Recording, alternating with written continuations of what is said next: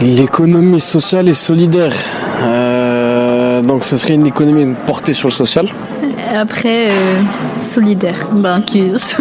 Attendez, je vais trouver une réponse. Selon le ministère de l'économie sociale et solidaire désigne un ensemble d'entreprises organisées sous forme de coopératives, mutuelles, associations ou fondations, dont le fonctionnement interne et les activités sont fondées sur un principe de solidarité et d'utilité sociale.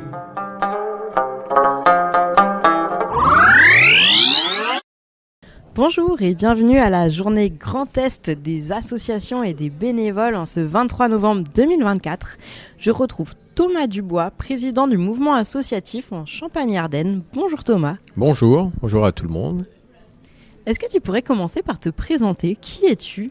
Je suis Thomas Dubois, je suis là en tant que président du mouvement associatif Champagne-Ardenne et coprésident du mouvement associatif Grand Est. En Grand Est, on a gardé nos 3 mouvements associatifs en Champagne-Ardenne, en Lorraine et en Alsace. Donc j'assume la présidence de Champagne-Ardenne et je suis coprésident avec mes collègues des 2 autres ex-régions. Donc la région Grand Est est née de la réforme des régions qui a eu lieu en 2015, qui a rassemblé 3 anciennes régions. Pourquoi avoir gardé les 3 mouvements associatifs ? Dans les valeurs et même les gènes de l'association, on est bien sur un projet de personnes qui veulent se rassembler pour porter un projet commun sur un territoire, sur de la proximité, soit sur un problème sportif, culturel, environnemental, dans tous les domaines de la société, mais on est bien ancré sur une réalité territoriale. Donc nous, il nous semblait essentiel dans notre mission d'accompagnement aux associations locales de rester en proximité, d'avoir une vision et une coopération et des liens avec les structures régionales, que ce soit l'État ou la collectivité, ça semblait nécessaire. Donc on a fait l'union des 3 mouvements, mais on a voulu garder nos 3 organisations pour être vraiment en proximité, parce que la proximité est fondamentale. C'est fondamental d'être ancré sur notre territoire. On est à Metz. Vous êtes de Mulhouse, il y a des associations dans la pointe de Givet, etc. Donc il y a bien des réalités très spécifiques à chaque territoire, d'où la nécessité d'être en connaissance et en lien avec le territoire et les acteurs du territoire. Donc pour vous, ces nouvelles régions administratives, elles n'ont pas vraiment de sens au niveau associatif ?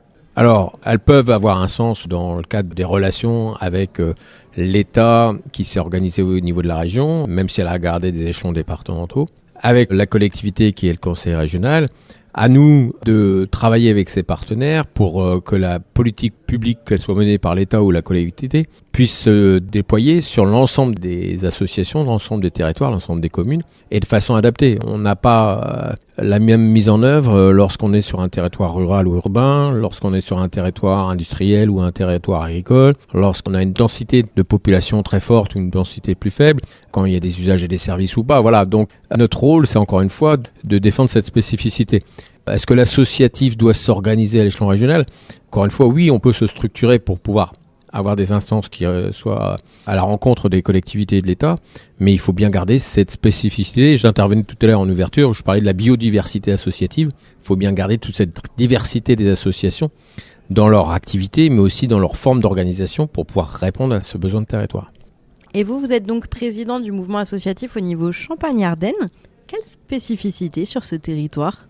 Alors, la Champagne-Ardenne a été définie un petit peu par défaut dans l'histoire de France. Alors, il y a 2 termes. Il y a les Ardennes, qui étaient un territoire tourné dans un massif des Ardennes, mais qui empiétait un peu sur la Lorraine, également sur le Nord-Pas-de-Calais, qui était vraiment au nord de la France. Après, il y avait cette région Champagne qui concernait essentiellement la Marne, en fin de compte, et aussi la Haute. Alors, je vais citer la Haute-Marne aussi, parce que sinon, il y a des collègues qui seraient pas contents, mais la Champagne, c'est quand même vraiment une spécificité très limitée à quelques terroirs, hein.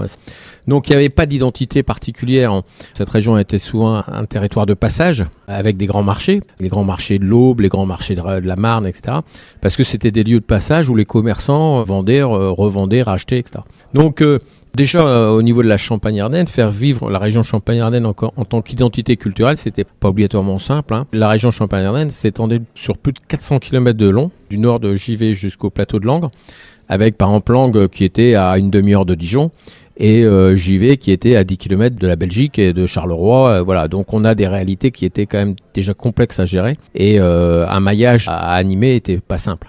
Qu'est-ce que ça crée au niveau associatif, cette région de passage et justement de réalités très différentes? Est-ce que du coup les associations qui sont proches de la frontière belge ou au niveau de langue sont très différentes ou on retrouve quand même des similitudes? Ce qu'on peut voir sur des territoires plutôt peu desservis, en grande collectivité, en services publics, en infrastructure, c'est qu'il y a eu des maillages très forts associatif. Un des territoires qui est connu dans la région Champagne-Ardenne pour ce maillage associatif, c'est la Haute-Marne, autour de Chaumont, autour de Langres, avec des vraies dynamiques interassociatives. Et tout à l'heure, dans la journée, il y a une élue, Patricia Andriot, qui intervient sur l'engagement et le bénévolat au milieu rural. C'est à partir de cette expérience que je pense qu'elle va pouvoir intervenir. Donc il y a des bassins qui se sont organisés très fortement en termes de structuration associative. Après, on a eu des bassins très agricoles et viticoles. Donc il y a le bassin viticole Champagne et le bassin agricole, la plaine de Champagne, Crieuse. Par contre, là, ce qui s'est surtout développé, c'est des formes de coopération. C'est une autre forme d'engagement. C'est-à-dire que là, c'est des producteurs, qu'ils soient agricoles ou viticoles, qui se sont mobilisés autour d'un projet commun. C'était comment faciliter le travail de leurs vignes, de leurs champs, comment vendre leurs produits, comment le transformer, etc. Donc on avait plutôt eu des formes de coopération qui, dans les fondements, se rapprochent très fortement de la dimension associative. Vous êtes originaire de cette région ? Non, j'arrive du Nord, mais je suis arrivé très très très jeune, donc je peux dire que je suis originaire de cette région. Et alors, comment on devient président du mouvement associatif en Champagne-Ardenne ? Quel est votre parcours, autant professionnel, bénévole, associatif ? Alors, j'ai eu la chance de travailler en tant que professionnel toujours dans des réseaux associatifs. Grosso modo, j'ai fait la moitié de ma carrière dans un mouvement d'éducation populaire, la Ligue de l'enseignement, en tant que responsable de secteur puis directeur. Et après, j'ai fait la moitié de ma carrière dans une fédération, dans une union qui travaillait dans le champ du sanitaire, du médico-social et du social.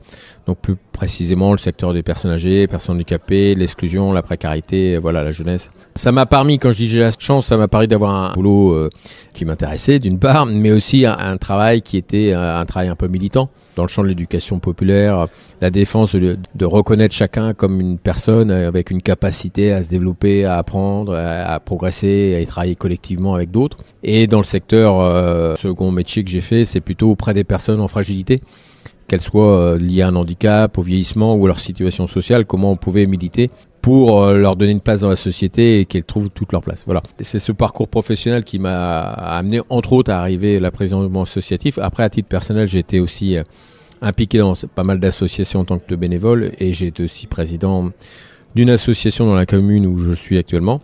Donc voilà, tout ça fait qu'à un moment, on se réunit entre collègues et il faut bien qu'il y ait un qui porte la responsabilité de la trésorerie, du secrétariat ou de la présidence et l'histoire a fait que c'était moi. Voilà, mais ça pourrait être bien sûr quelqu'un d'autre qui ait le même parcours ou un autre parcours, mais en tout cas qui s'engage sur la citoyenneté associative, c'est-à-dire comment l'association, comment la société permet à des personnes de se réunir autour d'un projet pour l'intérêt général. Et pour quelqu'un qui ne connaît pas trop le milieu associatif, c'est quoi un président d'association ? Ça sert à quoi ? Faut reprendre une association, c'est quoi, et un président, c'est quoi ? Les fondateurs de la loi de 1901 ont travaillé sur un projet qui permettait à des personnes, des hommes et des femmes, c'était au minimum 2, de se réunir, de créer une personne morale pour porter un projet commun. Donc c'était, à la différence d'une entreprise individuelle, c'était pas mon entreprise que je voulais créer, c'était ensemble on veut créer quelque chose et en plus cet objet, ce qu'on veut créer ensemble, c'est au service de tous. Alors du tout, ça peut être un quartier, ça peut être une ville, ça peut être des gens passionnés par la culture ou autre, ou même un objet qui est beaucoup plus large, la défense d'une cause telle que le handicap, la biodiversité, le tourisme social, etc., etc. Et c'est l'association, c'est ça. Les législateurs, quand ils ont écrit la loi, ils se sont dit mais il faut quand même qu'on ait une garantie d'une gouvernance et une gouvernance démocratique. C'est-à-dire qu'à un moment, quand on crée les statuts, la question qu'on doit se poser, c'est comment on prévoit les prises de décision. C'est ça qu'il faut vraiment avoir en tête, c'est que la prise de décision, la plus importante, c'est l'Assemblée générale.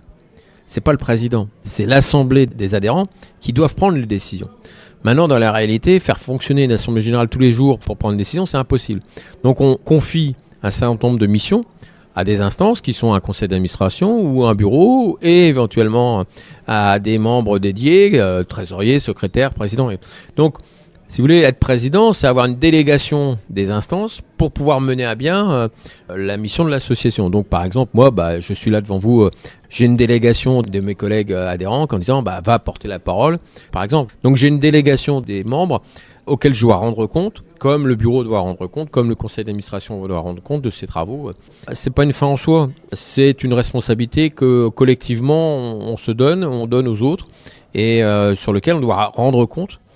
Et donc Thomas, vous êtes président du mouvement associatif Champagne-Ardenne, mais le mouvement associatif existe dans la France entière.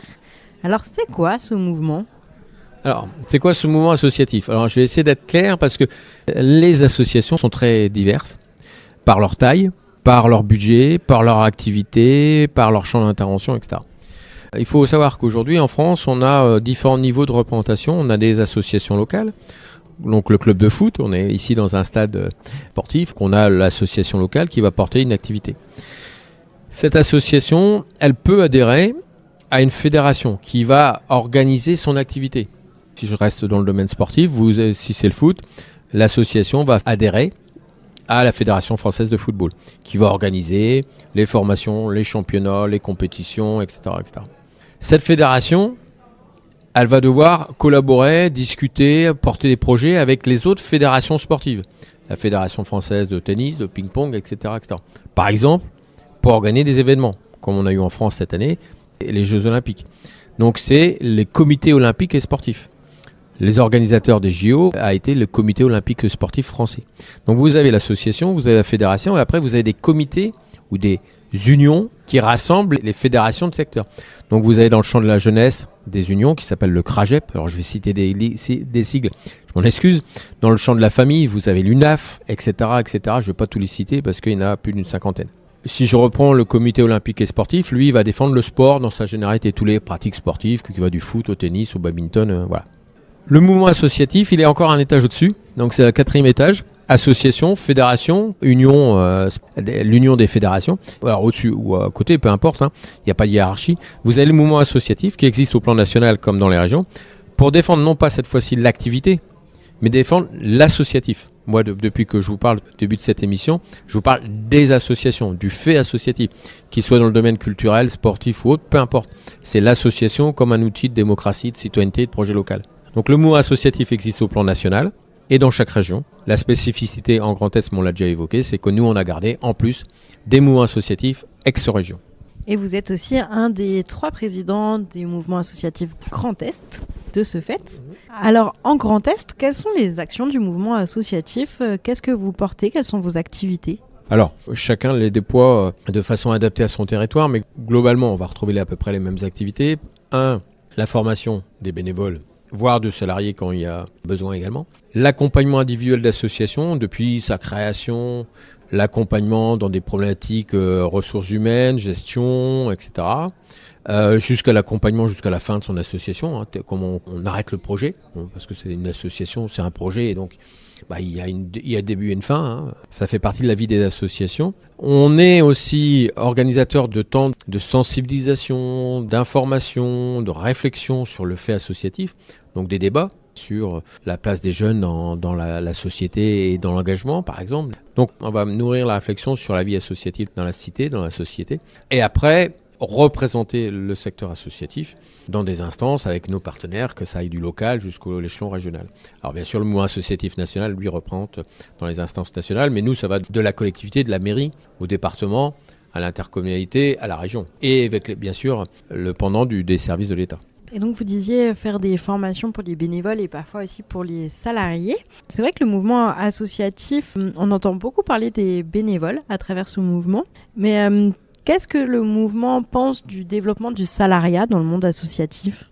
Alors, il faut savoir que l'économie sociale et solidaire qui regroupe les mutuelles, les fondations, les coopératives et les associations, les 4 grandes familles, la dernière loi l'ouvre aussi à des entreprises, mais je vais rester sur ces 4 structures juridiques et économiques historiques, représente 11% de l'emploi privé. Donc l'emploi dans le secteur coopératif, mutuel, fondation et associatif existe depuis longtemps et à un point non négligeable, 11% de l'emploi, d'autant plus que dans ces 11%, 80% sont portés par les associations. Donc on a beaucoup d'associations locales qui sont employeurs. Il y a un débat qui peut exister, est-ce qu'une association doit employer ou pas? Pour moi, c'est un faux débat, parce que si l'association, pour développer son projet, que ce soit une association comme la vôtre, une radio locale, si elle a besoin à un moment de compétences permanentes, régulières, qui vaut rémunération, ça s'appelle du salariat. Donc, il y a des bénévoles qui peuvent faire un moment du travail, qui doivent au moins garantir le projet, piloter, gouverner le projet associatif, mais faire appel à des salariés, c'est se donner les moyens humains de mener à bien ce projet-là. Donc, je dirais, ça serait une faute de ne pas embaucher si on n'avait pas les moyens humains d'avoir une qualité pour mener à bien ce projet-là. Donc, à un moment employé, oui, j'ai été, je vous ai dit, dans le secteur social, de nombreuses maisons de retraite, de nombreux centres d'hébergement pour les personnes de la rue, de structures d'aide à domicile, de structures en handicap sont portées par des associations qui sont employeuses et qui sont souvent le premier employeur du territoire lorsqu'on est dans le territoire rural. Donc, l'emploi au service du projet associatif, oui, bien sûr. Maintenant, c'est à l'association, d'une part, de garder son projet et que les salariés viennent contribuer au projet et peuvent participer aussi aux orientations. Oui. Et assument toutes les responsabilités d'un employeur. Et par rapport au salariat dans le milieu associatif, on entend aussi parfois que ce serait la fin du militantisme ou que le salariat tuerait le militantisme associatif. Qu'est-ce que vous pensez de cette réflexion ? Je ne partage pas du tout cette analyse-là. L'emploi associatif, comme je viens de dire, il est au service du projet associatif. Le projet associatif est porté par les bénévoles. Ce qu'il ne faudrait pas, c'est que les salariés se donnent des pouvoirs qui iraient jusqu'à piloter le projet associatif. Donc dans ce cas-là, les bénévoles diraient c'est plus la peine que je sois là, il y a le salarié qui fait tout, il fait et en plus il donne la stratégie. Ou que les bénévoles se déchargent sur les salariés en disant faites, mais dites-nous aussi notre stratégie. Donc pour moi c'est un faux problème. Encore une fois, les salariés, ce sont des moyens nécessaires, indispensables pour mettre à bien le projet. Je prends un exemple très simple, très basique. Il y a des métiers qui doivent être faits par certains types de salariés. Vous faites du soin, il faut un diplôme. Donc si le projet de l'association, c'est d'aller soigner les gens dans des territoires, dans des quartiers, faire de la prévention, etc., à un moment, ils auront aussi l'obligation d'embaucher des gens diplômés. Je dirais même la question ne se pose pas dans ce cas-là. C'est-à-dire qu'il y a l'obligation d'avoir des salariés diplômés. Pour moi, c'est tout à fait un faux problème. Ce qu'il faut, c'est garantir la place du salarié, la place du bénévole et une coopération bien claire entre les deux sur des champs qui sont différents, l'un étant sur la stratégie, l'autre étant sur la mise en œuvre de l'action. Aujourd'hui, nous nous retrouvons donc pour l'événement de la journée Grand Est des associations et des bénévoles. Il ne faut pas que je les oublie. Qu'est-ce que c'est que cet événement ? Est-ce que vous pouvez nous faire une petite présentation ? Le conseil régional a souhaité créer un événement autour des associations et des bénévoles. Elle nous a sollicité en tant que mouvement associatif pour contribuer à cet événement. Cet événement se veut un temps fort de l'année pour faire rencontrer les acteurs et les bénévoles pour qu'ils puissent échanger, monter en compétences aussi à travers des ateliers ou des conférences. C'est aussi une journée qui veut valoriser le bénévolat et donc avec la remise de prix en fin de journée. Et pour conclure notre entretien, est-ce que vous auriez un conseil ou un message à faire passer à nos auditeurs et nos auditrices qui auraient envie de s'engager dans le monde associatif ? De conseils, je ne sais pas. En tout cas, je suis assez interrogatif sur le discours qu'on a aujourd'hui sur les jeunes ne s'engagent plus ou les gens s'engagent différemment. Moi, je pense que déjà, le modèle associatif a été créé à une époque où il y avait un besoin, où il y avait une histoire. Si on n'est pas là pour refaire l'histoire, mais la loi de 1901, c'est quand même un siècle après la Révolution. C'est pas neutre, hein. C'était, pour faire simple, les révolutionnaires, ils ne voulaient pas de corps intermédiaire entre les citoyens et les décideurs. Donc tout ce qui est corps intermédiaire, comme les associations, ils n'en voulaient pas. Qui était une représentation de l'époque, hein, qu'on peut comprendre. Maintenant, on voit bien que pour porter une parole, pour porter un projet, c'est bien d'avoir des structures intermédiaires. Donc, ce que je veux dire par là, 100 ans après, on peut imaginer des formes d'évolution, d'adaptation. Ce qui est clair, c'est qu'aujourd'hui, pour moi, il y a deux impacts très forts sur l'engagement des gens. C'est la temporalité et l'espace. Je m'explique. La temporalité, moi, je vois très clairement que les gens qui se sont engagés dans des associations, ils se sont engagés sur des 10, 20, 30 ans. Parce que leur temps, c'était ça. On venait s'installer dans un territoire et je m'y ai engagé longtemps. Le temps aujourd'hui, il est très rapide. Il va très vite. Il faut l'information tout de suite, il faut agir tout de suite, il faut faire dans un délai court, il faut bouger très rapidement. Le temps qu'on avait pour construire une association, pour évoluer, pour faire avancer les choses, etc., on avait le temps. Aujourd'hui, ce temps n'est plus le même. Ce rapport au temps n'est plus le même. Le deuxième élément, c'est le rapport à l'espace. Vous, je sais pas quel âge vous avez, mais moi j'ai plutôt 60 ans. Voilà. Moi j'ai 27 ans et en plus je ne viens pas du tout d'ici. J'ai beaucoup bougé justement, à peu près une fois par an, un déménagement. Voilà. Vous êtes un exemple, mais au-delà de l'exemple individuel, c'est que le rapport à l'espace est complètement différent. On a tous des outils qui nous permettent de savoir la météo de l'autre côté du monde, etc. C'est-à-dire qu'à un moment, notre rapport au territoire, est-ce que vous êtes mulhousienne, est-ce que vous êtes alsacien, est-ce que vous êtes français, est-ce que vous êtes mondial, etc. Donc on a une relation au territoire qui est différente. Et ça, ces deux éléments-là viennent percuter, interroger le modèle associatif et le modèle de l'engagement. Comment, en tant que personne, je peux m'engager si je bouge tous les ans de territoire, s'il faut aller vite, parce qu'il y a des urgences en plus, urgence climatique, urgence économique, etc. Donc, je dirais le modèle associatif a été quand même construit sur du temps long et sur un territoire connu. Là, l'engagement aujourd'hui, c'est autre chose. Je ne dis pas que c'est moins bien, au contraire, hein. Mais il faut que nous, on arrive, nos organisations que je représente, à être facilitants pour ceux qui souhaitent s'engager sous d'autres formes, qui ne sont pas obligatoirement nos mêmes repères. Voilà. Engagez-vous, moi je ne dirais que ça, pour le bien collectif. Allez vers des structures quand même organisées pour donner plus de pouvoir. Dans mon intervention ce matin en ouverture, je disais fédérez-vous, mettez-vous en relation pour faire des contre-pouvoirs. J'ai animé un débat il y a quelques jours sur un autre thème complètement différent. Et il y a un des intervenants qui disait c'est notre système, c'est un peu comme une bouteille de champagne. Vous avez un bouchon et vous avez du fer qui tient le bouchon. C'est le pouvoir, c'est ce qu'on souhaiterait faire bouger, c'était dans l'environnement. Hein. Et nous, les citoyens, nous sommes les bulles. Et si les bulles, on ne se réunit pas pour être plus nombreux encore et plus forts pour faire sauter le bouchon, on n'y arrivera pas. Donc voilà, moi je dis engagez-vous dans une forme ou une autre, organisée ou pas organisée, c'est-à-dire sous une forme associative ou simplement entre amis, etc., peu importe, mais regroupez-vous pour être plus fort et fédérez-vous avec les autres qui font à peu près le même engagement pour pouvoir faire bouger la société. Merci beaucoup Thomas Dubois, président du mouvement associatif Champagne-Ardenne et coprésident du mouvement associatif dans la région Grand Est. Merci. Merci à vous.